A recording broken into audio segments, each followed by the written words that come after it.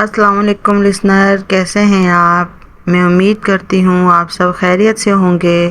अल्लाह ताला हम सबको अपने हिफ्ज़ व अमान में रखे और शैतान के शर से बचाए, आमीन। Thank you Rashid, Ayaz and Ashu for supporting me. आपके कमेंट करने से मुझे बहुत अच्छा लगा। प्लीज़ लाइक करते रहें और कमेंट करते रहें। तो चलते हैं आज की स्टोरी की तरफ। आज की स्टोरी हमें सरगोदा से फैसल ने भेजी है। चलिए उनकी अपनी ज़बानी सुनते हैं। वो कहते हैं, हमारा गांव सरगोदा के करीब है। लोगों की वहाँ अपनी ज़मीनें हैं जहाँ लोग खेती बाड़ी करते हैं। मेरे अब्बा मिज़ारे हैं, यानी वो मालकों के खेत की देखभाल और सारा काम वही संभालते हैं। फसलों की कटाई से लेकर इन्हें शहर में फ़रोख्त करना उन्हीं का काम है। जब कटाई का वक्त आता है तो हम तमाम घर वाले अब्बा के साथ मिलकर काम करते हैं। अम्मा भी दोपहर में खाना लेकर आ जाती हैं। शहर की निस्बत गांव देहात के लोग काफ़ी सेहतमंद और मज़बूत होते हैं। मेरी अम्मा भी अल्हम्दुलिल्लाह सेहतमंद और तंदुरुस्त व तवाना है। गांव की दोपहर अक्सर सुनसान होती है, क्योंकि लोग सुबह फजर के वक्त ही उठ जाते हैं और दोपहर के खाने के बाद किलोला करते हैं। एक दोपहर अम्मा हमारे लिए खाना बनाकर ला रही थीं। हमारे घर के पास से ही खेत खलियान शुरू हो जाते हैं। अम्मा कहती हैं, मैं पगडंडी पे चली जा रही थी कि अचानक मुझे कोई मेरे नाम से पुकारता है, शाहिदा। तो मैं नज़रअंदाज किए आगे बढ़ जाती हूँ। फिर मुझे कोई मेरे नाम से पुकारता है। इस बार आवाज़ बहुत नज़दीक से आ रही थी और आवाज़ में लड़खड़ाहट भी थी। अम्मा कहती हैं, मैं पीछे मुड़कर नहीं देखती, क्योंकि हमारी नानी दादियाँ अक्सर ये बात कहती थीं कि सुनसान जगहों पे अगर कोई तुम्हें तुम्हारे नाम से पुकारे तो ना ही वहाँ ठहरना और ना ही पीछे मुड़कर देखना। मेरी अम्मा को भी ये तमाम बातें याद थीं, तो वो पीछे देखे बगैर आगे बढ़ती चली गईं। फिर वो कहती हैं कि मुझे पीठ पर कोई ज़ोरदार थप्पड़ मारता है। थप्पड़ इतना शदीद था कि मैं दर्द से बलबुला उठती हूँ और मुंह के बल ज़मीन पे गिर जाती हूँ। जब मैं उठ रही थी तो मुझे अपने साइड पे किसी के खड़े होने का साया नज़र आया। जब मैं खड़ी होती हूँ तो क्या देखती हूँ, एक लड़की सुर्ख लिबास पहने मेरे पास खड़ी है। वो दुल्हन की तरह तैयार थी, लेकिन उसका चेहरा काला सियाह था और आंखें सुर्ख अंगारा थी।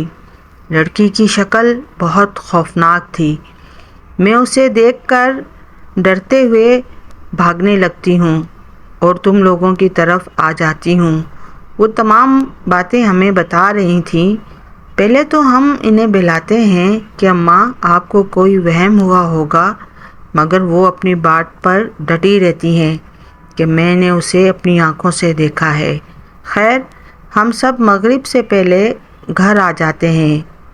घर आने के बाद अम्मा कहती हैं कि मेरी पीठ पे बहुत दर्द हो रहा है। इन्हें बहुत तकलीफ़ थी जो उनके चेहरे से वाज़ेह हो रही थी। बहन अम्मा की पीठ देखती है तो वो खौफज़दा हो जाती है। अम्मा की पीठ पे एक हाथ छपा हुआ था, मगर उसका साइज़ आम इंसानों से 3 गुना बड़ा था। मगरिब के बाद अम्मा की तबीयत ख़राब होना शुरू हो जाती है। ऐसा लग रहा था जैसे वो अपने हवासों में नहीं हैं।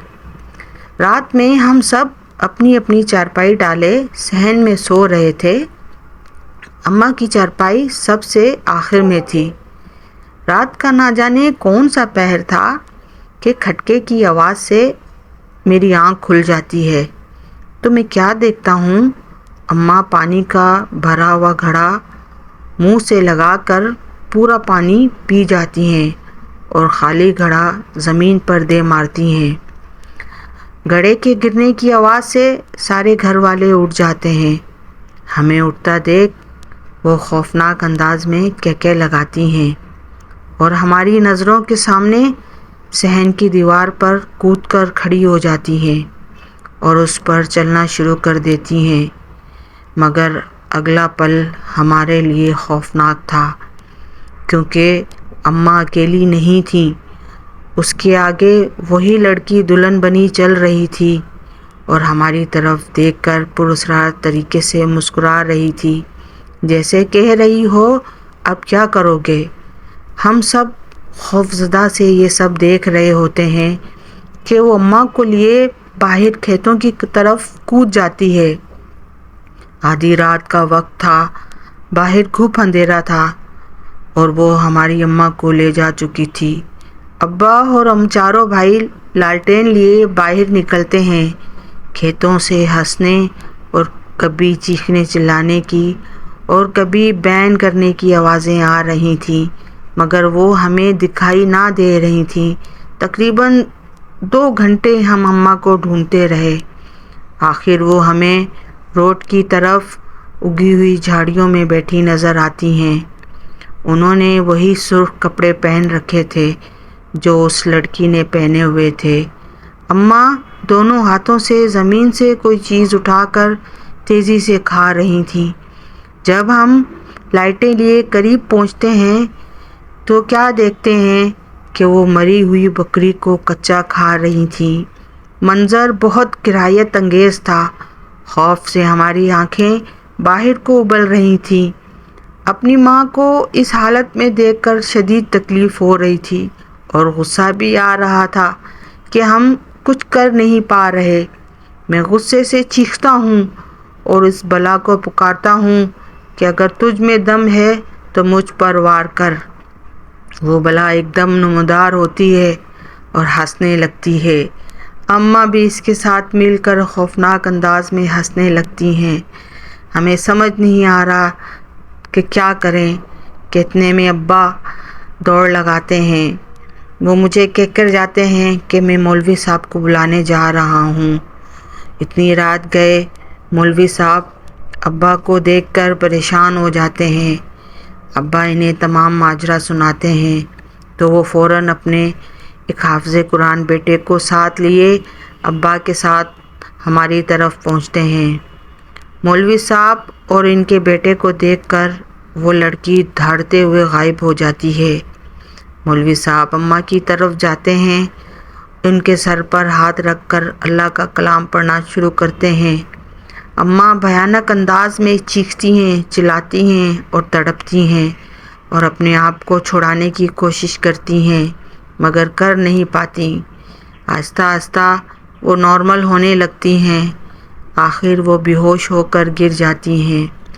ہوش میں آنے پر انہیں کچھ یاد نہیں تھا، بس انہیں وہ یاد تھا کہ میں کھانا لے کر جا رہی تھی اور راستے میں مجھے وہ بھیانک شکل والی لڑکی ملتی ہے۔ اس کے بعد کی کوئی بات انہیں یاد نہ تھی۔ روحانی علاج سے اماں ٹھیک ہو جاتی ہیں۔ علاج کے دوران بھی اس بلا نے کئی بار اماں پہ حملہ کرنے کی کوشش کی، مگر روحانی طاقت کے سامنے نہ ٹھہر پائی اور ہمیشہ ہمیشہ کے لیے غائب ہو گئی۔ گاؤں کے لوگ کہتے ہیں کہ یہ پچھل پیری تھی جو سنسان اور اکیلے راستے میں بندوں کو دیکھ کر انہیں اپنا شکار بناتی ہے۔